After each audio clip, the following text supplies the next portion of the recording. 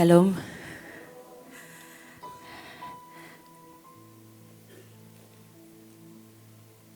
Malaikatnya tadi banyak banget ya saudara ya. Saya mau cerita salah satu pekerjaan malaikat. Salah satu efek kita mendoakan 38 provinsi dan berjaga untuk 38 provinsi sekian tahun ya saudara ya. Ada banyak, nah ini salah satunya aja. Jadi kemarin bulan Februari itu kami ke Australia waktu ulang tahun coach. Perginya itu waktu ulang tahun coach, pulangnya ulang tahun suami saya ya. Jadi awal dan akhir saudara ya.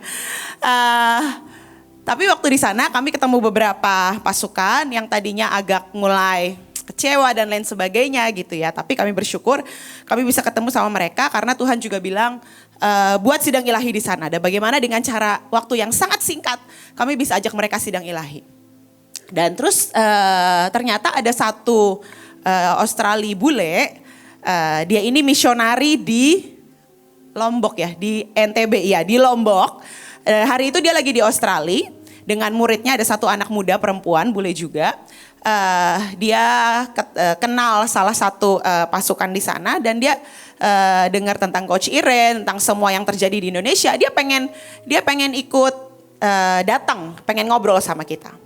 Terus hari itu dia datang, dia ngobrol dengan kita.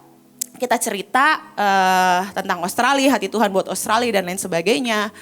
Terus di tengah-tengah kami cerita, dia terkagum-kagum saudara, wah iya tuh bener banget, ini bener banget. Wah iya ada spirit ini saya udah rasa banget bla bla bla. Dan terus kan kami tahu dia ini asalnya dari New Age. Jadi dia tuh sebenarnya dari kecil gak pernah benar-benar Kristen.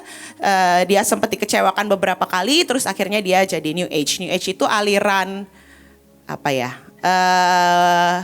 Campuran ya Buddha, Hindu modern lah saudara ya. Hari ini yoga dan lain sebagainya itu adalah bagian dari New Age ya, dengan kekuatan pikiran lah pokoknya.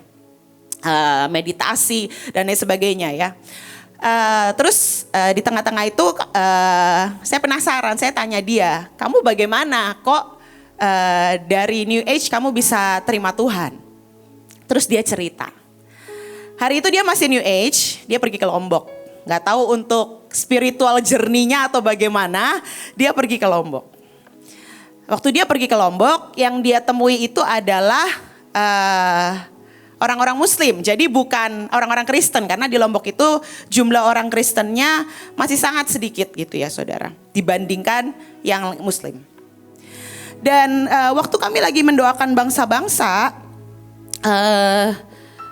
Depok itu dapat Malaysia sama Meksiko saudara. Kami mau berencana ke Malaysia itu awal bulan depan.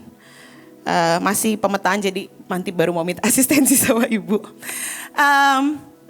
Salah satu cawannya kemarin Tuhan itu suruh kami doa 7 jam saudara. Waktu kami doa 7 jam Tuhan dengan anugerahnya datang dan bicara banyak hal. Tapi salah satunya Tuhan itu bilang begini, aku pengen kalian itu jadi highways. Nah saya tuh kurang paham waktu Tuhan ngomong, maksudnya apa Tuhan highways? Aku pengen kalian jadi jalannya, jalan rayanya. Kalau bahasa Alkitab Indonesia itu highways itu dibilang jalan raya. Tapi kalau saudara tahu, highways itu seperti jalan tol saudara ya. Jadi misalnya nih saudara dari Bekasi anggap ke Kelapa Gading. Kalau saudara lewat jalan biasa, maka saudara harus belok-belok dan lain sebagainya, dan itu butuh waktu lebih lama. Ini kondisi bukan macet, lancar saudara ya. Tapi kalau kita lewat jalan tol, maka jalan itu cuma lurus dan cepat. Walaupun harus bayar tambahan. Dan Tuhan bilang, aku pengen kalian jadi highways. Terus saya tuh tanya sama Tuhan, maksudnya jadi highways itu apa? Saya teringat ayat di 2 Petrus 3 ayat 12. Ayatnya bilang begini.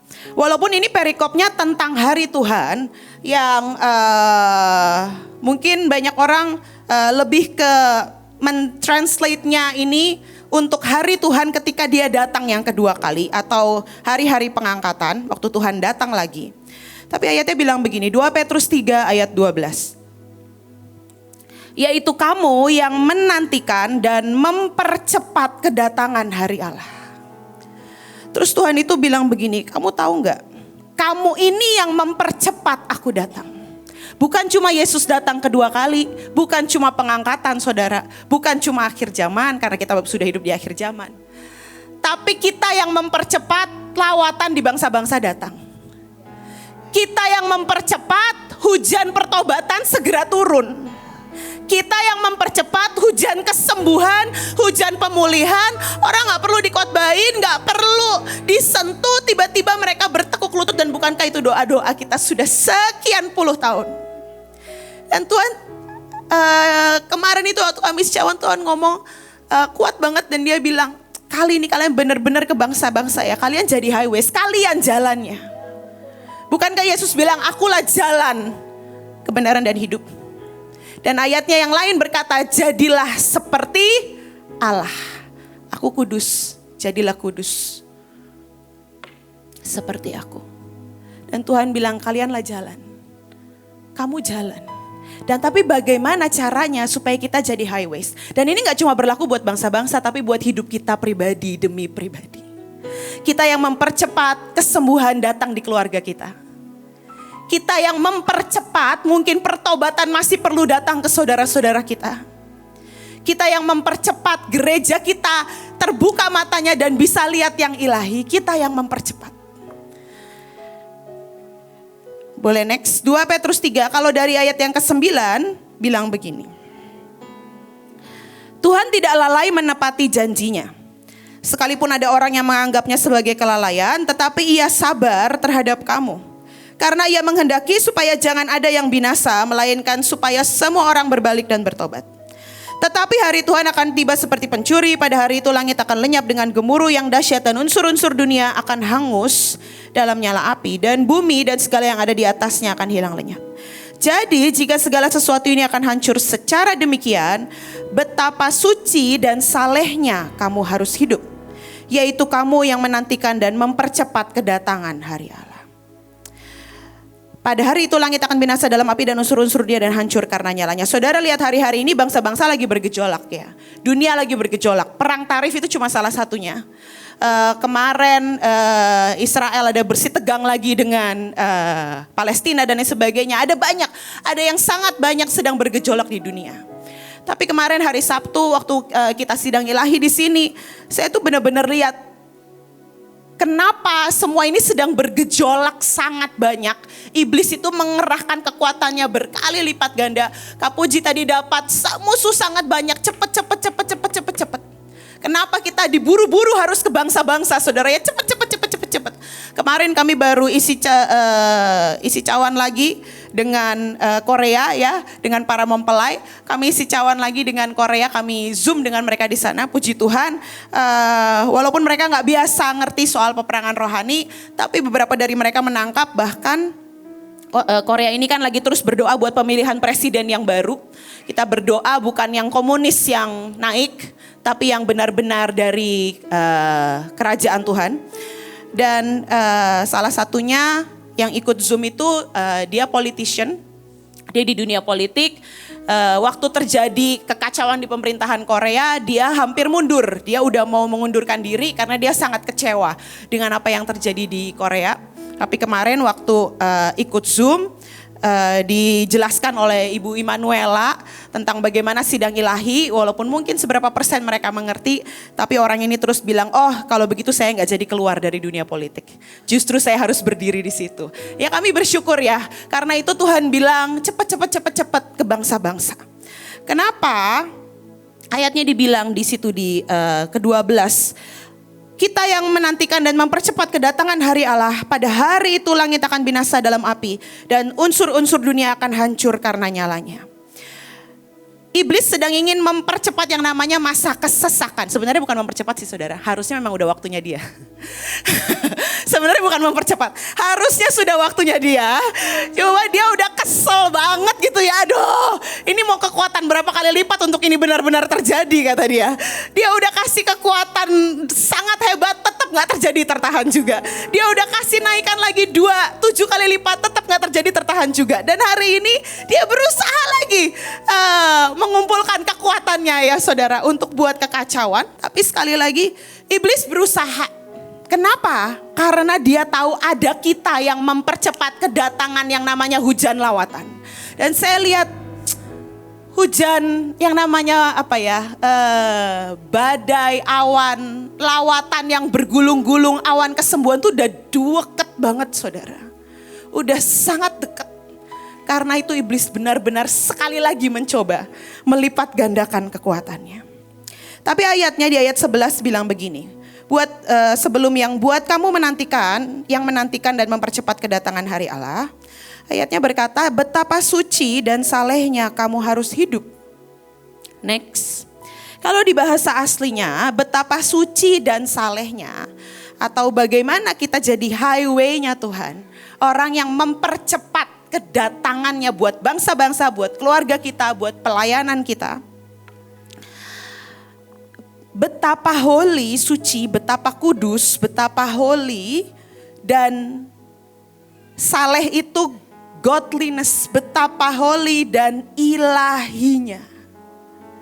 Betapa kudus dan betapa ilahinya kita harus hidup. Holy, saudara tahu kita sudah angkat ya saudara ya. Sumpah holy forever. Itu artinya adalah tepat. Membiarkan Tuhan merekayasa dengan caranya dalam hidup kita. Biarkan dia bawa kita dalam rekayasanya dan terus menerus sampai dalam ketepatan. Dan seringkali rekayasa Tuhan gak seperti yang kita pikir. Kita pikir setiap kali kita doa A maka jawaban A akan muncul. Tapi seringkali kadang Tuhan belok sedikit. Karena Tuhan pengen merekayasa itu supaya musuh gak tahu strateginya. Tapi selain ketepatan dan kita percaya waktu kita angkat sumpah holy forever. Maka Tuhan merekayasa dan itu aktif dalam hidup kita. Tapi juga dibilang betapa holy dan ilahinya. Betapa engkau dan saya perlu setiap kali menemukan nilai ilahi. Naik dalam level keilahian. Menjadi sangat ilahi. Dan itu yang membuat kita bisa jadi highway-nya. Ayatnya kalau di versi TPT. Bilang we must be consumed. Consume itu diterkam dengan keilahian. Sampai setiap kali kita bergerak yang kelihatan ilahinya bukan manusianya. Dan itu consume with godliness. Boleh next. Ilahi itu seperti apa saudara ya? Tadi ibu bilang ini double generation. Ya berarti suntikan dari generasi atas ke generasi bawah. Kalau ada highway yang dari Tuhan itu akan lebih cepat saudara ya. Karena ilahi punya standar. Dan di generasi-generasi muda hari ini di seluruh dunia banyak yang tidak mengerti atau punya kehausan soal ilahi ini. Karena ilahi punya standar. Tapi kalau saudara dan saya anak-anak muda mengerti betapa powerfulnya dan kerennya keilahian itu. Maka engkau dan saya akan menginginkannya sangat. Ilahi punya standar seperti apa? Lukas 5 ayat 32. Contohnya seperti ini. Yesus berkata, I have come, aku telah datang untuk memanggil bukan mereka yang berpikir bahwa mereka benar. Tapi mereka yang tahu bahwa mereka orang-orang berdosa dan mereka butuh bertobat. Jadi ayatnya gak bilang, aku dipanggil kepada mereka yang berdosa. Tapi aku dipanggil kepada mereka yang tahu mereka berdosa. Jadi sekalipun kita berdosa, tapi kita belum sadar kita berdosa, atau bahasa lebih gampangnya, sekalipun kita salah, tapi kita nggak sadar kita salah. Saya kemarin tanpa menyebut nama, saya dengar curhat lah saudara. Dari anak buah yang merasa pemimpinnya ini tidak adil. Kenapa setiap kali ada tugas dari pimpinan atas, dia yang ngerjain. Tapi kalau kerjaannya bagus yang dipuji pemimpinnya. Dan itu mengganggu hatinya. Itu mengganggu hatinya ya. Itu mengganggu beberapa orang ternyata. Karena kenapa yang capek gue gitu ya. Kenapa kok yang dipuji pemimpinnya. Tapi Tapi kalau salah gue yang dimarahin, kata dia begitu ya. Tapi kalau Coach Iren kebalik, enggak. Kalau saya kebalik, kata mama saya ya. Kalau bagus anak buah saya dipuji. Kalau salah saya langsung Iren, katanya. Anyway ya saudara ya. Biar bagaimanapun itu beda jenis saudara ya. Kalau Coach Iren karena beliau gembalanya dan beliau tudungnya, itu beda saudara. Tapi saya dengar curhatan itu hati saya gak enak. Dan saya bilang gini, hidup anak buah ini udah diberkati belum? Pas-pasan. Udah berapa tahun melayani dan bekerja keras buat Mahanaim dan buat pelayanan. Bertahun-tahun. Tapi hidupnya masih pas-pasan. Iya. Kenapa? Makin dia omongin pemimpinnya, makin hidupnya pas-pasan. Gak pedulilah merasa diperlakukan adil atau tidak adil. Belum mengerti kenapa harus begitu. Tapi makin ngomongin, hukumnya berkata yang datang adalah kutuk. Jadi bukan hidupnya makin diberkati, tapi makin pas-pasan. Dan itu hukum ilahi. Ilahi punya standar. Standar Yesus apalagi tinggi banget saudara ya. Takut dan khawatir ketika badai datang bukan standar Yesus. Waktu kapal yang mereka tumpangi, Yesus dan murid-muridnya diserang badai. Terus mereka ketakutan dan Yesus cuma tidur.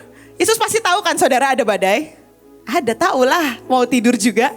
Tapi dia tetap tidur. Sampai waktu murid-muridnya bangunin dia cuma dengan kesal bilang gini, betapa engkau tidak punya iman. Jadi waktu kita punya masalah kecil atau masalah besar, kan itu badai ya saudara ya. Badai kecil atau badai besar, entah itu masalah keluarga, masalah kerjaan, masalah pelayanan. Apapun, takut dan khawatir itu bukan standar ilahi. Saya waktu zaman awal COVID pernah, saya baru menemukan bahwa salah satu staf saya itu ngambil uang sekian juta lah saudara, sekian ratus juta. Dan itu awal-awal COVID, lagi goncang-goncang dan lain sebagainya gitu ya. Terus saya mulai berpikir, aduh gimana caranya nutup, gimana caranya bayar, gimana caranya dan lain sebagainya. Saya pusing, saya pikirin berhari-hari. Terus di tengah, saya ingat setengah perjalanan ada satu hari, saya di perjalanan ke Mahanaim, lagi nyetir, tiba-tiba Tuhan Roh Kudus bilang gini, kok cara pikirnya begitu sih? Emang perlu khawatir ya? Emang aku gak bisa tolong? Emang aku gak pernah buktiin aku tolong? Emang aku gak pernah lakukan mujizat dalam hidupmu? Kok cara pikirnya kayak gitu sih? Dan hari itu saya baru engah. Dong gitu ya saudara ya. Iya ya, kenapa aku khawatir? Khawatir gak nolong, gak tiba-tiba balikin berkat, gak tiba-tiba datengin duit dari ujung manapun saudara.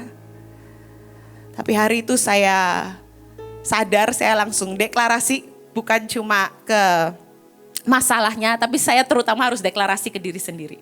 Seringkali waktu kita mau naik ke yang namanya keilahian, kita perlu sering-sering deklarasi ke diri sendiri saudara. Dan saya harus marahin dan bilang sama diri saya, Nancy, cara pikirmu tuh gak kayak yang kamu khotbahin ya. Jangan munafik kalau khotbah. Dengar yang kamu khotbahin dan lakukan sendiri. Dan saya mulai omongin hati saya mulai deklarasiin sampai hati saya tenang.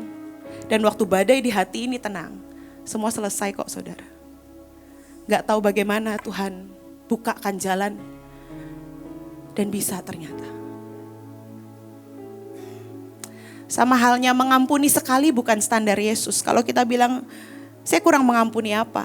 Loh standar Yesus 70 kali 7 kali. Pangkat. Itu pangkat 70, pangkat 7. Aduh berapa ya saudara ya? Ya dihitung aja saudara ya. Gak tahu lah. Gak sampai sehari sekali gak cukup itu namanya. Tapi Kalau saudara nonton Last Supper, saya belum nonton, saya diceritain sama orang-orang yang udah nonton Last Supper saudara ya. Sampai menurut saya udah tahu ceritanya. Ada ceritain sama semua. Ceritanya tentang Petrus dan Yudas katanya saudara. Dan suami saya itu cerita, salah satunya yang cerita ke saya. Dia bilang gini, Yesus itu ya setiap kali diajak ngomong, Tuhan kita gak punya roti, akulah roti hidup. Ya. Tuhan aku mau dong air itu, akulah air hidup. Kalau kamu minum air hidup ini kamu tidak akan haus lagi. Terus suami saya bilang, kita pikir ya dulu murid-muridnya gak ngerti Yesus. Coba kita hidup di zaman itu. Kesel ya. Coba setiap kali datang ke Bu In, Bu ini lagi butuh ini. Kamu tahu gak ada yang lebih luar biasa dalam hidup gitu ya. Dan aduh katanya, kenapa sih itu gak ngejawab gitu ya. Mereka gak ngerti. Tapi Yesus selalu punya jawaban yang jauh dari pikiran mereka. Dan mereka sama sekali gak ngerti. Karena bukan sekedar jauh. Itu bahasa kiasan saudara. Ya kalau ibu masih lebih baik ya. Kenapa sih kamu tuh gitu aja gak bisa gitu ya misalnya ya. Terus masih dijelasin gini loh gitu ya. Nah kalau Yesus gak boro-boro dijelasin. Akulah roti hidup. Barang siapa memakan dia tidak akan lapar lagi. Apa sih? Terus kita suruh makan Yesus katanya. Jadi buat gini ini keselin banget sih. Tapi makin Tuhan kenal Yesus. Oh kata Bu Nita aku sering begitu kata dia. Tapi makin kita kenal Yesus, masuk dalam keilahian, maka seringkali dia cuma kasih kode kok. Waktu mau anggur manis, Tuhan cuma bilang sama ibu, aku haus. Waktu saya lagi capek, rasanya pengen bagaimana, Tuhan cuma gini. Emang ada waktu capek? Oh iya, udah ngerti saya. Tuhan cuma ngode kok. Ilahi juga punya cawan saudara ya. Ini beberapa contoh aja. Yesus 40 hari harus puasa, tidak makan, tidak minum. Dihina, dikejar-kejar, bahkan sampai sudah mati pun, sudah bangkit pun masih dihina. Elia harus ngalamin yang namanya di padang gurun, kelaparan, keletihan dan lain sebagainya. Dan tetap memutuskan bergantung hidup kepada seorang gagak dan malaikat yang memberikan makanan. Daud dikejar-kejar, hampir dibunuh berkali-kali, pura-pura jadi orang gila. Musa sendiri dengan Tuhan berhari-hari. Paulus di penjara disiksa berkali-kali. Abraham, Ishak, Daud dan lain sebagainya. Dan hidup para jenderal-jenderal di sini. Termasuk hidup saudara. Ada yang saudara ngalamin di keluargamu, suamimu sangat-sangat kasar. Ada yang saudara alami di anak-anakmu yang sampai hari ini saudara sudah doakan berpuluh-puluh tahun mereka belum balik. Ada yang saudara alami mungkin di pekerjaanmu, mungkin di pelayananmu. Tapi ilahi punya cawan. Dan setiap proses dan respon kita adalah cawan. Setiap kali, saya gak usah jelasin ini panjang karena saudara sudah sering dijelaskan ini ya. Setiap kali kita bisa respon tepat, maka pasti keilahian kita akan naik, iman kita pasti naik, cinta kita pasti naik, pengenalan kita pasti naik. Ada ayatnya berkata di Yohanes, sebelum Yesus di atas kayu salib, dia berdoa buat murid-muridnya, dia bilang, Bapa satukan mereka dan lain sebagainya. Dan dia bilang, Bapa berikan mereka kekekalan. Karena berikan mereka kekekalan. Karena kekekalan itu adalah mengenal Engkau. Dan mengenal Engkau adalah kekekalan. Berikan mereka kekekalan. Kalau saudara tahu lirik lagu Sumpah Heset yang pertama baitnya bilang begini. Engkau meteraikanku dengan kekekalan. Kenapa? Karena kekekalan cuma datang, cuma ada. Kalau kita mengenal dia. Bukan cuma sekedar tahu dia. Ikut melayani dia. Saudara bisa ikut melayani dengan unit demi unit. Tapi seperti dikotbahin Bapak Joshua minggu lalu, belum tentu saudara ngerti kenapa saudara lakukan yang saudara lakukan. Tapi kalau saudara kenal, saudara tahu persis kenapa saya bayar ini. Kenapa saya harus biarkan diri saya diinjak? Kenapa saya harus tahan amarah saya? Kenapa saya harus hormati bahkan orang yang menurut saya gak layak dihormati? Karena pengenalan. Dan pengenalan yang bawa kita dalam kekekalan. Bawa kita jadi highway. Yang terakhir, ilahi punya cara pandang yang berbeda. Untuk kita jadi highway. Ada banyak contoh di Alkitab, saudara. Paulus berkata, yang kukehendaki ialah persekutuan dengan penderitaannya. Daud ketika ia lihat Goliat, orang mana yang minta menderita seperti Paulus. Tapi cara pandang ilahi yang berbeda membuat dia tahu yang kukehendaki ialah persekutuan dengan penderitaannya. Daud ketika dia lihat Goliat, dia gak lihat itu sebagai musuh yang harus ditakutin. Dia bilang, ini kesempatan untuk aku menunjukkan kuasa roh Tuhan. Apa yang Tuhan bisa lakukan. Kaleb, saudara pasti tahu ceritanya Mordekai. Ketika bangsa Israel akan dibunuh, dia yang ngomong ke Esther. Jadi sebenarnya yang iman pertama tuh Mordekai, saudara. Bukan Esther. Walaupun namanya kitab Esther. Tapi Mordekai, dia orang yang sebelum Esther sampai kepada raja, dia orang yang diangkat. Ya, kalau saudara tahu, hari itu waktu Tuhan mau membalikan keadaan bangsa Israel di zaman Esther, yang pertama kali Tuhan buat bukan membalikan penetapan, ya, atau memberikan penetapan yang baru, decree yang baru. Tapi yang pertama kali Tuhan buat adalah memberikan mimpi kepada Raja Ahasiweros. Malam itu Ahasiweros dibuat gak bisa tidur. Tuhan kasih mimpi. Dibuat gak bisa tidur, Tuhan buat dia gak bisa tidur, bukan kasih mimpi. Dia dibuat gak bisa tidur, lalu dia minta dibacakan kitab-kitab, dibacakan apa yang terjadi, yang pernah terjadi di kerajaannya. Dan keluarlah nama Mordekai, orang yang pernah menyelamatkan dia yang hampir dibunuh. Dan itu permulaan Tuhan membalikan keadaan Israel. Baru setelah itu lewat Esther. Tapi ini orang yang punya cara lihat yang berbeda. Dia bilang sama Esther, Esther, ini kesempatan kamu jadi ratu. Ini bukan cuma masalah apakah kita bisa selamatkan bangsa kita atau enggak. Ini kesempatan terbaik untuk kamu jadi ratu. Kamu yang buat peraturan, sejak hari ini kamu akan bisa buat peraturan. Kita gak perlu lagi tergantung sama minta belas kasihan raja karena kamu yang buat peraturan. Dan saya bersyukur ya, kita bersyukur kita punya pemimpin yang gak pernah terima nasib, saudara ya. Gak rela terima nasib, saudara ya. Mau nubuatan fakta dunia dalam bentuk apapun, enggak. Saya yang menciptakan, yang melahirkan, yang menentukan. Gak tahulah katanya dunia mau resesi, enggak. Tidak selama dalam pengawasan saya. Tidak akan terjadi. Ya, saya bersyukur ya. Kita jadi orang-orang yang dilatih tidak terima nasib. Amin, saudara. Siapa yang bilang nasib saudara gak bisa jadi pemimpin, gak bisa jadi orang yang melakukan mujizat? Gak ada. Saya gak punya keturunan saya di atas dukun semua. Justru kalau keturunanmu di atas dukun, saudara akan jadi orang paling ilahi, saudara. Karena portalnya udah gede banget tuh di atas ya, saudara. Puji saya. Makanya Nyai ini selalu sakti kalau menahan alam semesta, saudara ya. Karena keturunannya dari atas dan dibesarkan dengan yang ilahi di Kapuji. Ya. Yang ilahi juga seperti Musa, ketika dia lihat petir dan semak terbakar, orang lain akan lari dan kabur karena ketakutan, takut terbakar, takut kena petir. Tapi ini satu orang aneh, dia lihat petir, Tuhan datang di atas gunung, dia jalan sendirian ke atas gunung.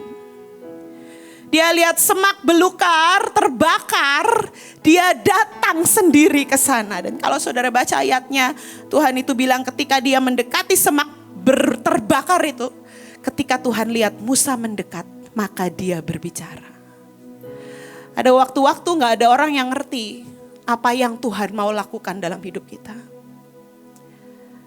Tapi waktu kita memutuskan aku akan tetap percaya, aku akan tetap mendekat, Aku akan tetap makin jatuh cinta walaupun masalah kayaknya semakin meningkat levelnya. Tapi aku akan makin jatuh cinta. Dan ketika Tuhan lihat saudara dan saya mendekat, maka dia berbicara. Dan dia mendekati, ya.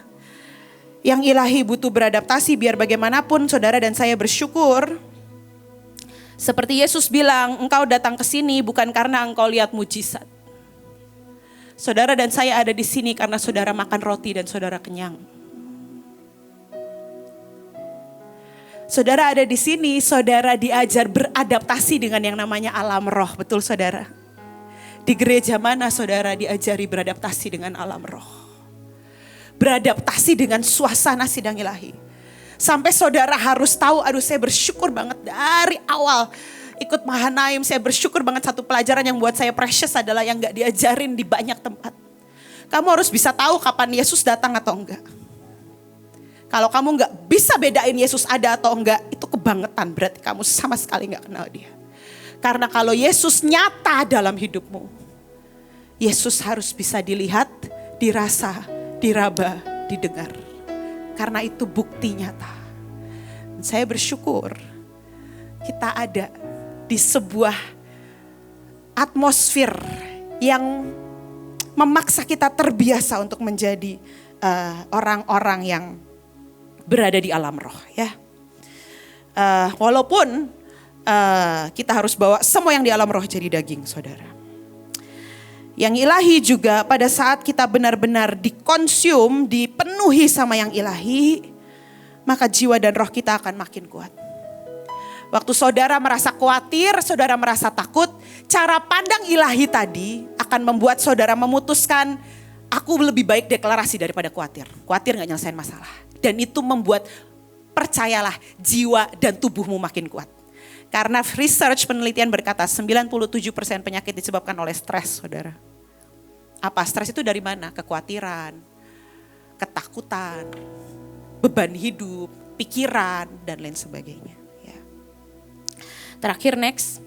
Yesaya 35 ayat 8-9. Di situ ada jalan raya yang akan disebutkan jalan kudus.